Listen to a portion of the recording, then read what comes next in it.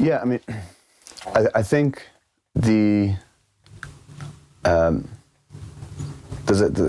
few things to say here. Crisis, the word crisis actually has the same root as the word critique. So a crisis is at any moment in history when the status quo stops functioning. And so the natural result of a crisis, or the natural reaction, is a critique, which is where people come in and they point out why the system is not functioning properly, and they propose alternatives. So in that sense, of course, I mean, it's natural that the global financial crisis of 2008 and onwards, I don't know where you draw the lines, it's only natural that crisis sparked a critique. And I think Bitcoin is part of that critique. It's a group of people saying this is an alternative way of managing money, and an alternative for the financial system. Now, there's a few things I would point to as evidence for the claim that Bitcoin is a reaction to crisis. If we start at the Genesis block, the very first piece of the blockchain that then was the seed, essentially, for the entire Bitcoin ecosystem. It says, the quote is, it's a headline from the Times of London from 3rd of January 2009, and it says something to the effect that the Chancellor is considering a second bailout. Now, we don't know whether that was a political statement or whether it was just a timestamp saying the blockchain wasn't started before that date, but it does give a sense of the kind of conversation that was happening in the background when Bitcoin was launched.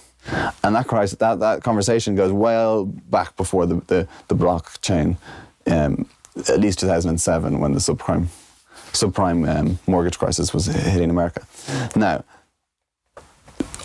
it's possible that Satoshi Nakamoto is the man who wrote that, who chose that timestamp. It's possible that he isn't. I don't know the answer to that. But if it is him, I find it very interesting that his life isn't one of drug dealing or money laundering. He's got a very human story, which includes unemployment, a lot of debt, and at one point foreclosure. He loses his house. And so the idea that it's possible that someone like that then went on to reimagine the monetary system in a different way, I think that it's very compelling evidence that the two are linked. But then you also have to remember that Bitcoin did not have to succeed. Plenty of very good technologies which present very interesting or compelling solutions to problems do not actually succeed. And so we have to ask why each wave of new adopters joined the community. So we could say, well, the first ones that brought the price, and I hate to obsess it, I hate to focus on the price, but if we imagine to bring the price from 1 cent to a dollar, there were many techies. But the later waves, when you actually talk to people and ask them like why do they join the Bitcoin community, a lot of the time it's a question of they're growing up without the same kinds of opportunities that their parents had. So they're young guys in their 20s and early 30s, and sure, some of them are techies, so they've got good incomes from programming or whatever, but a lot of them aren't, and they just see, they're looking for money-making opportunities. And people criticize Bitcoin as a pyramid scheme. It's not a pyramid scheme, but it does have parallels. And it's a well-established fact that pyramid schemes arise in societies where opportunities, like more kind of economically productive opportunities for making money, don't exist. So post-Soviet Russia, Albania, so the politics of a community.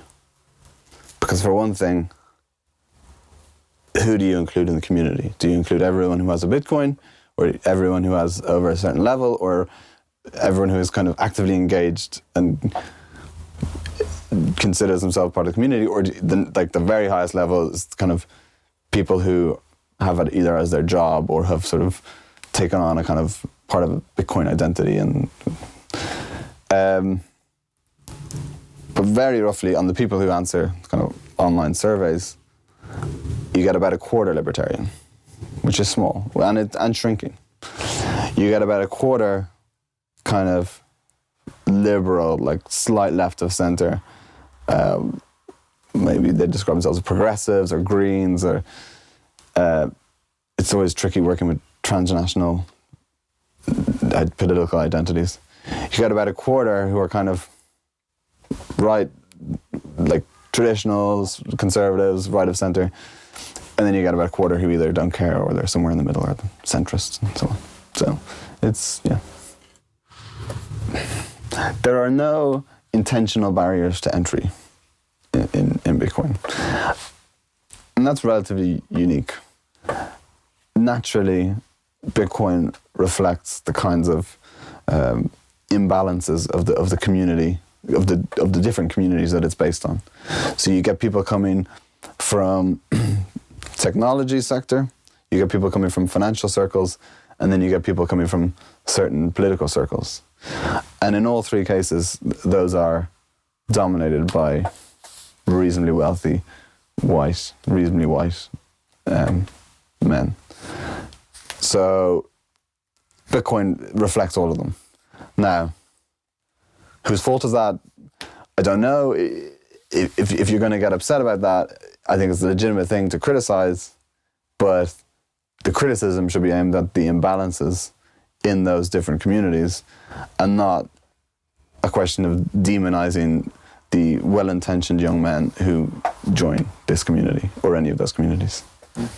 Okay, so there are different motivations for people to get involved with Bitcoin, and they broadly fall into kind of politics, making money, or a love of technology. Right? Now, the people who are in it for the money don't necessarily need to go to a Bitcoin meetup. And it's interesting. So the people, when you hear like the kinds of conversations that are happening at Bitcoin meetups from those people who are motivated by money, primarily by money, it's things like regulation and, taxes and startup companies and investing money, and it's a, so those are the kind of things that they're interested in, and they're the kinds of things they can learn online. So for the people who just love the technology of Bitcoin, and obviously these all overlap, but the people who primarily love the technology of Bitcoin, they're far more likely to want to meet other people and to talk about it and hack together and code and so on. But the same is also true of the politics.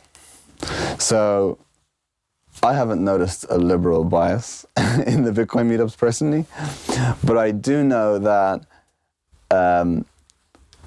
it's easy in like with any online community to get stuck in a filter bubble.